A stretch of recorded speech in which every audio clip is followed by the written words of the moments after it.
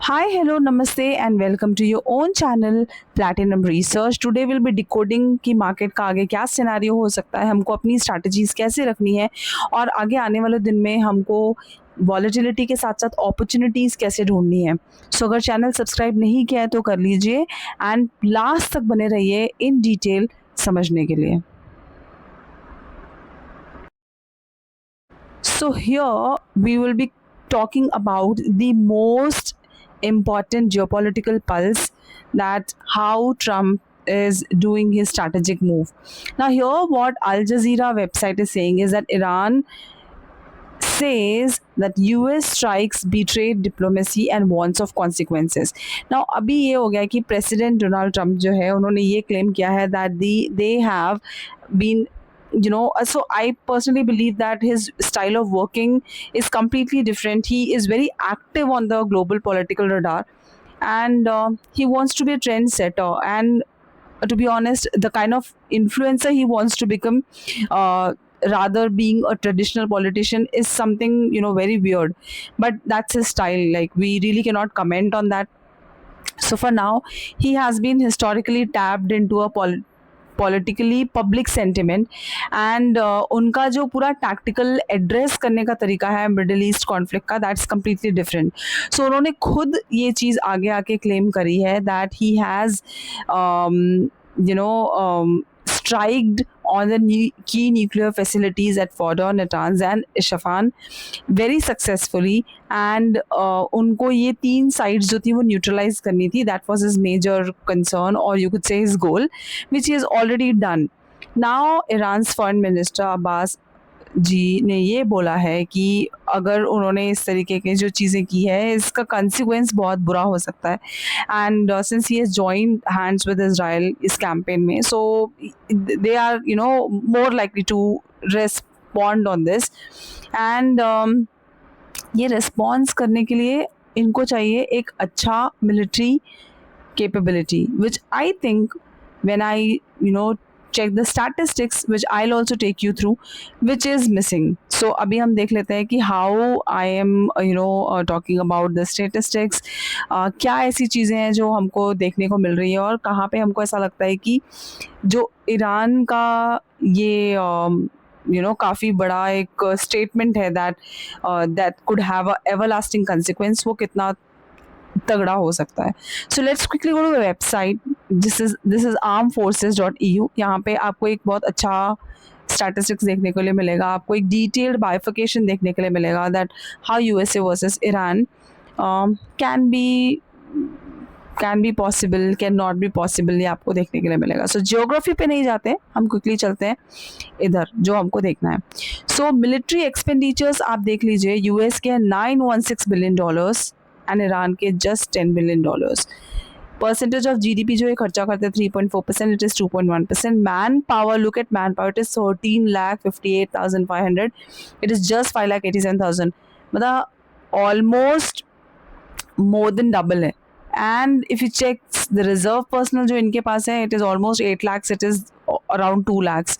So there's a huge difference that they could even plan for. If you go for land forces, you go for artillery उनका देख लो आप, rocket artillery देख लो, air forces देख लो, fighters देख लो, there are multiple things. They don't even have the amount of helicopters that the USA possesses. So इनका naval force देख लो, एयरक्राफ्ट कैरियर्स देख लो, डिस्ट्रॉयर्स, मतलब बहुत सारी ऐसी चीज़ें जो आपको देख के समझ में आता है that it is actually not that possible. Like, if you look at the data, it says that ये काफ़ी difficult हो सकता है. You never know if somebody else has joined them and they have some tactical strategy for this. Maybe it could be a different story, but Iran does not have that capability. So now, क्योंकि Iran की बात है, काफ़ी बड़ा topic ऐसे emerge हो जाता है क्रूड ऑयल का, because crude oil has also reacted very sharply because of this particular news. So let's quickly check कि क्रूड ऑयल की बात क्यों हो रही है इन डिटेल, वो भी देख लेते हैं. So this is the yearly oil consumption as the share of total proven reserves. और यहाँ पे हम देख लेते हैं कि कौन सी जो कंट्रीज़ है जिनका कितना ऑयल रिजर्व है और वर्ल्ड में कितना शेयर है. So Iran comes at number 4 if you see, almost 10% का शेयर है. नाउ हमारे जो कंट्री है वहाँ पे भी इनका काफ़ी इम्पोर्टेंट रोल है, because we definitely have the oil exports from this country, oil imports from this country, I am sorry.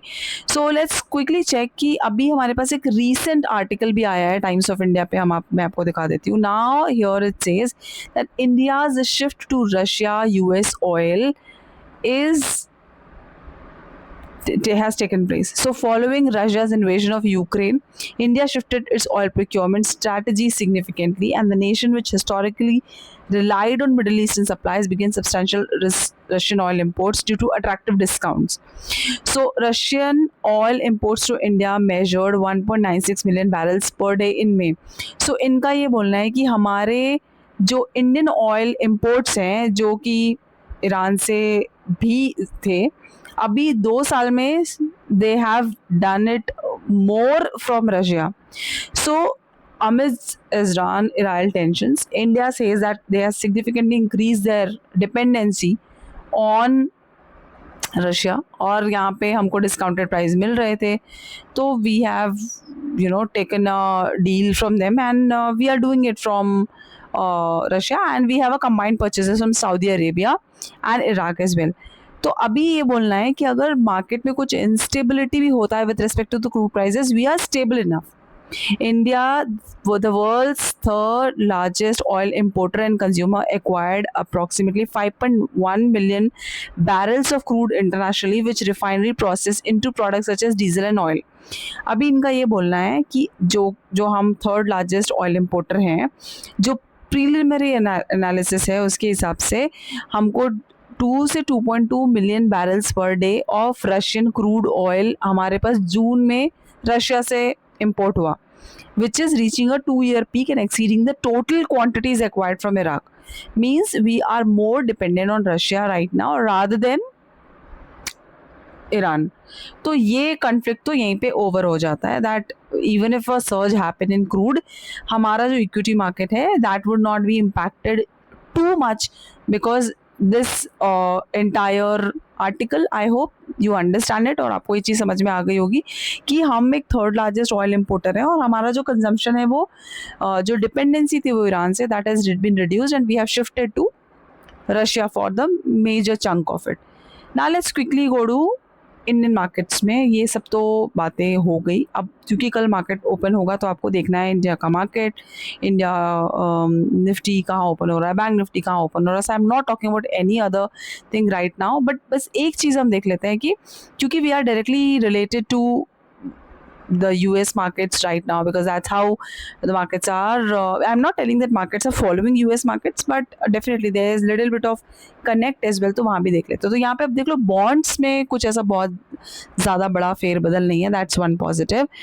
And if you could see that we have seen a ठीक ठाक sentiments, मतलब not huge decline or stuff. So everything looks okay to me for now. Alright, and एक बार हम वापस चलते हैं और अब हम देख लेते हैं अपना Nifty. So this is what Nifty is looking like. I delete everything so that becomes easy for you to understand and look at it. So सबसे पहले you can see here that Nifty is comfortably trading above both the important EMAs, that is 21 and 50. It's a strong bullish signal for swing and a mid-term participant. पहली चीज़. Now the way we are trading right now, it's a healthy trend continuation pattern. कोई बड़ा breakdown नहीं है फिलहाल, और we have digested lot of news of late. Russia Ukraine के अलावा, Russia Ukraine has been almost 2.5-3 years now. तो अगर हम उसको छोड़ के देखते हैं तो हमारा खुद का कंट्री का war India Pakistan has been there.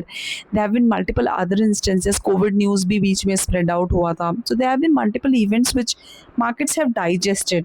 So I think एक हेल्दी ट्रेंड को हम वी कैन नॉट से अ नो कि नहीं, we will just be kind of ignoring the fact. We will definitely consider the fact that there have been geopolitical tensions, but markets have been digesting these news and have been propelling through it. So for now, अगर हम एक बड़े time frame पे देखते हैं, let's quickly go to 1 week time frame. 1 week time frame पे अगर आप देखते हो तो निफ्टी में एक इनसाइड बार जैसा पैटर्न है, डिलीट जस्ट अ मिनट. सो अगर हम देखते हैं 1 वीक का चार्ट तो आपको क्लियर दिख रहा होगा कि हम यहाँ से ब्रेकआउट लेने का ट्राई कर, मतलब ये जो इनसाइड बार जैसा बना हुआ है, we have tried breaking this above and वो हम कर नहीं पा रहे. सो वीकली में ऑलमोस्ट हमारे जो लेवल्स निकल के आते हैं वो अराउंड दीज लेवल्स हैं. आई just mark it up so that becomes easy for you to mark on your charts as well. Just a second.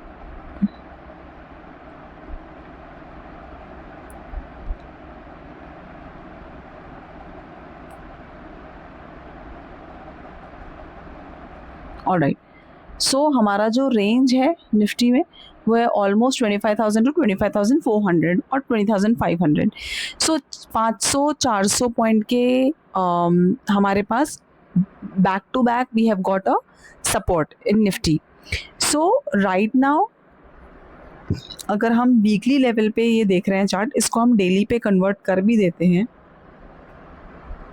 सबसे पहला सपोर्ट हमारे पास निफ्टी में we will be coming at around, just a minute, एक ये zone भी था जहाँ पे निफ्टी बार बार मूव किया. ये कंसोलिडेशन का जोन है, you could say upper supply zones are these areas. I just mark this for you. ये जो हमारा पूरा जोन है ये हमारा ऊपर का अपर सप्लाई जोन है जहाँ से निफ्टी बार बार ट्राई कर रहा है एक अपसाइड मूव करने का, but it is not happening.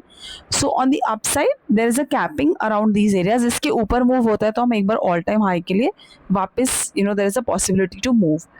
Now what is happening here is, if you see daily time frame पे हमारे पास एक 21 EMA का सपोर्ट है. हम वो लेवल भी एक बार मार्क कर लेते हैं फॉर इंट्राडे जोन्स और इंट्राडे लेवल्स, यू कुड से, which is around these areas, which is around 24,780, which is 24,800 का लेवल. ऑलमोस्ट यही लेवल है. सो ऊपर के लिए हमको 25,200 का जब तक वीकली क्लोजिंग या डेली क्लोजिंग नहीं मिलता तब तक एक स्ट्रेंथ के लिए हमको वेट करना होगा. ऑन अपसाइड कैपिंग है and until unless we are not closing below 25,800 and below we should not immediately short. ये लेवल के नीचे हमारे पास एक डेफिनेटली एक ये वाला जो जोन है वो ओपन हो जाता है, that we may see these levels and a bounce and again an upside. 24,800 and 24,400 ये एक जोन है जहाँ पे आपको वापस there could be a kind of consolidation or base or accumulation and a move that can happen. तो daily time frame पे ये जो लेवल्स है ये आपके लिए काफ़ी इंपॉर्टेंट है, that you need to keep an eye on. Also let's quickly go to an important zone which is called India VIX. So India VIX में I just show it to you, just a minute. So this is India VIX. India VIX में हमारे पास क्या problem रही है कि हम ये zone में बार बार ट्रेड कर रहे थे, which is between 12 to 14. We were hovering around these areas, but any news which comes into the market can definitely make these wicks levels to spike up to these zones, say 19-20. Anything above 20 stabilizes, then we should fear for a crash or any big downside move. सो विपसॉस रहेंगे market में, आपको dips मिलेंगे, but उसको opportunity में कैसे convert करना है वो आपको मैंने निफ्टी के चार्ट के थ्रू बेसिक्स समझा दिए हैं. So this is one thing that you need to take care of. और क्योंकि अभी हमारे पास mid caps and small caps में भी अपॉर्चुनिटीज़ बन रही है, आप वहाँ पे भी थोड़ा ध्यान रखिए दैट ऐसे बहुत सारे सेक्टर्स हैं जहाँ पे RSI कूल ऑफ हुआ है, वैल्यूएशंस थोड़े डिसेंट हुए हैं. जो बहुत हाईली ओवर वैल्यूड स्टॉक्स थे वहाँ पे भी आप बाउंस बैक के लिए देखिए. कुछ अच्छे क्वालिटी स्टॉक्स हैं, जो अच्छे सेक्टर्स हैं जो आपको लगता है you have missed out during the euphoria वाले लेवल्स पे आपने मिस किया है, तो वहाँ पे आप अपने अच्छे स्टॉक्स को ढूंढिए. हाई लेवल पे अगर आपने कुछ स्टॉक है जो आपको फंडामेंटली अच्छे लगते हैं ना, अगर आपको लगता है कि यहाँ पे आपको हेल्दी अपॉर्चुनिटी मिल रही है, then you can definitely pick out. Now few important things which I would request you to take care of while choosing any stock are here. Alright, so whenever you're trying to pick up any stock, you have to keep two things in your mind. That आपको सबसे पहले ये देखना है that how is the sector doing. आपको पहले sector analysis पे focus करना है. आपका सेक्टर स्ट्रांग है तो आपको स्टॉक्स ऑटोमेटिकली ऐसे ही मिलेंगे which will be performing. Now whenever you are selecting any sector, वहाँ पे आपको दो तरीके से अपने स्टॉक्स एनालाइज करने हैं. First is the technical thing and second is the fundamental things. So I am sure that आपको टेक्निकल्स तो आते हैं, बट जब भी आप टेक्निकल्स के लिए कोई भी स्टॉक चेकआउट करेंगे, लेट्स से पैटर्न देख रहे हैं, प्राइस एक्शन देख रहे हैं, उसके अलावा तीन ऐसी चीज़ें हैं जो आपको देखनी ही देखनी है. Number one is your volume breakout. आपको वॉल्यूम ब्रेकआउट हो रहा है यानी वो ध्यान में रखना है, number one. Number two, just a second.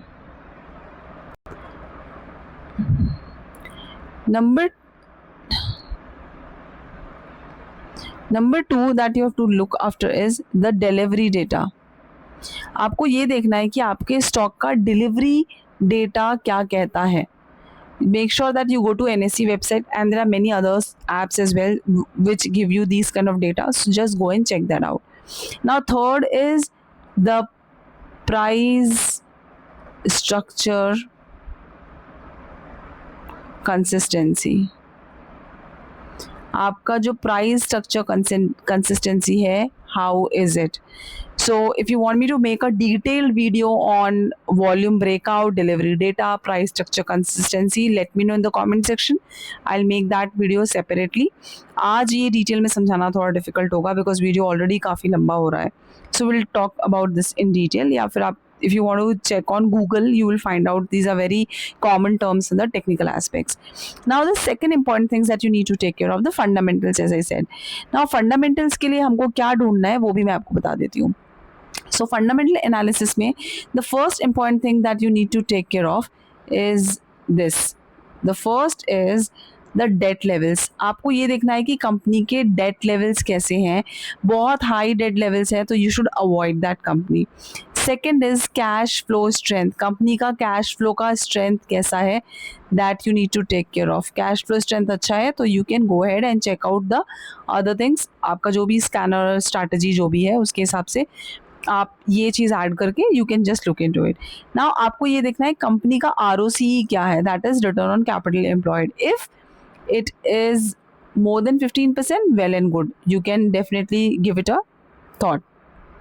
Now next and important is sales and PAT, that is profit after tax.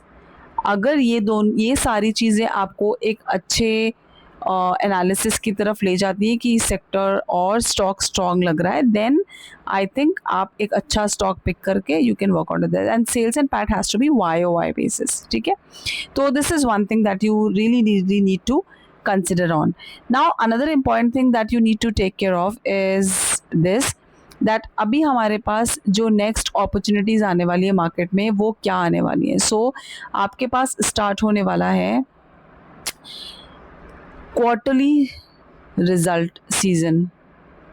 Quarterly result का जो सीज़न स्टार्ट होने वाला है वहाँ पे आपको जो अपकमिंग रिजल्ट्स होने वाले हैं उसको आपको थोड़ा ध्यान में रखना है.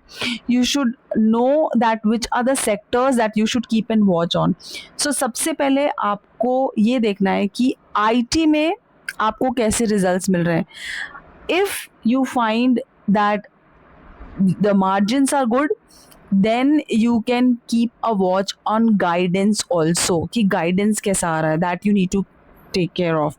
Now second is bank. I am sure that ऐसे बहुत सारे banks हैं which are outperforming, especially you know private banks. तो आप एक बार private banks की तरफ भी ध्यान रख सकते हैं. Especially look on their NIM and NPA. जो आपको इस बेसिस पे अच्छे लगते हैं वो बैंक्स, प्राइवेट बैंक्स की तरफ भी you can take care and you can keep an eye. Also you can keep a check on FMCG companies. तो ये 2-3 सेक्टर्स है जहाँ पे आप अपना एनालिसिस खुद कर सकते हैं। मैंने आपको कुछ हिंट्स दे दिए हैं कि आप कैसे फंडामेंटली उन स्टॉक्स को वॉच आउट कर सकते हैं। बैंक्स के लिए एनआईएम एंड एनपीए के ऊपर आप थोड़ा खास ध्यान रखिए। आईटी सेक्टर में आपको गाइडेंस देखना है, that how is guidance coming in. अगर रिजल्ट्स अच्छे आ रहे हैं तो you have to watch very closely the guidance. So ये कुछ इंपॉर्टेंट पॉइंट्स हैं जो आपको थोड़ा ध्यान में रखना है। And one important factor that you need to take care of is always remember, और आप जाके as a treat this as a homework, कि हमने कभी भी जब भी वॉर हुआ है या ऐसी कोई भी न्यूज़ आई है उसके बाद we have recovered very well.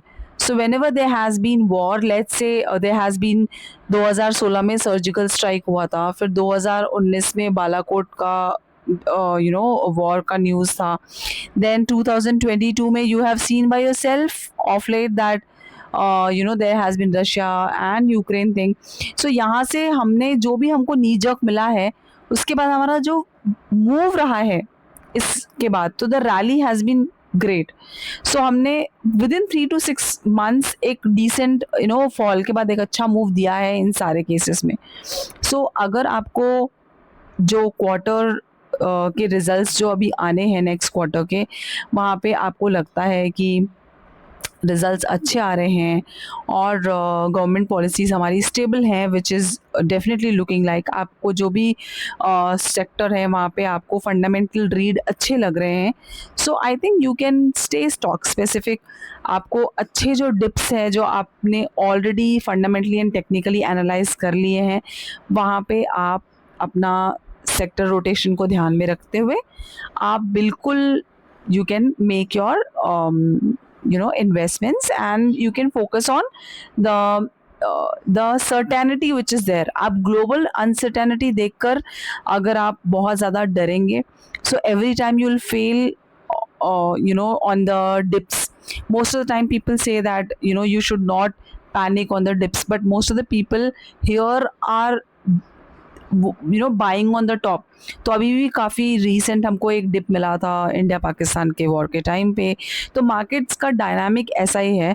So you should stick to your strategy, whatever your strategy is, fundamental technical, अगर बोथ को टेक्नो एंड फंडा अगर आप मिला के अगर अपना कुछ व्यू रखते हैं मार्केट में इन्वेस्टमेंट्स के लिए, तो that also I think you should keep an strict eye on, and then you can act accordingly। बहुत पैनिक वाला सिचुएशन है नहीं, आई थिंक काफ़ी डिटेल में मैंने आपके लिए एक वीडियो बना दिया है।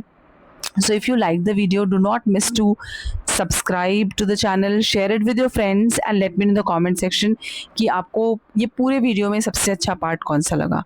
Thank you so much, good night and have a great green day tomorrow। Bye bye।